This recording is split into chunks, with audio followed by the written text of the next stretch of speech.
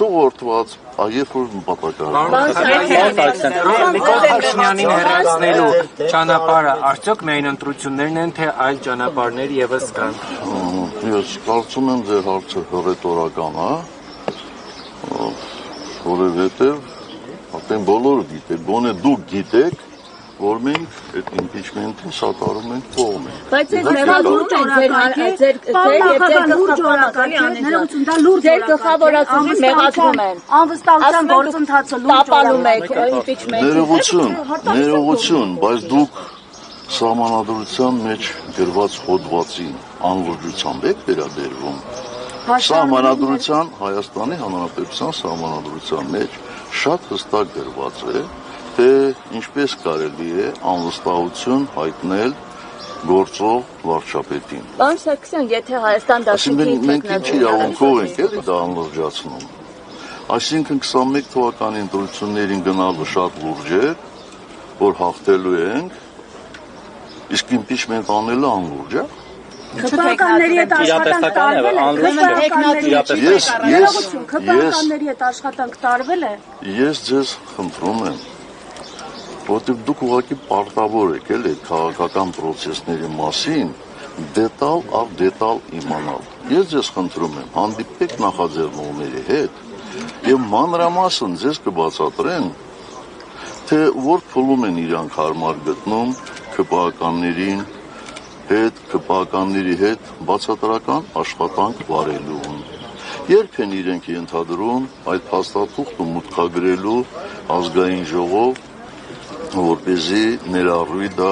օրակարգի մեջ եւ ընդհանրապես process-ը ինչպես են իրենք պատկերացնում։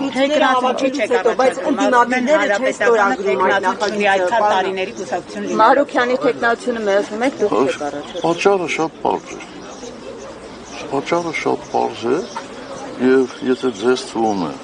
որ ես արդեն 7 տարի հայտարարում եմ, որ մենք իշխանություն չենք ուզում, դրանով ինքներս մեզ ավելի օգուտ ենք տալիս, ոչ, վնաս ենք տալիս, պարզ է, չէ, որ ցանկացած միջոցառման, ցանկացած ընտրական process-ի մարդկանց մեծ մասը գնում է դեպի այն ուղղությունը, որտեղից կարելի է շահ ունենալ, այսինքն որտեղ կարելի է ներառվել։ Մի շատ պարզ պատճառով ենք դա ասում, որտեղ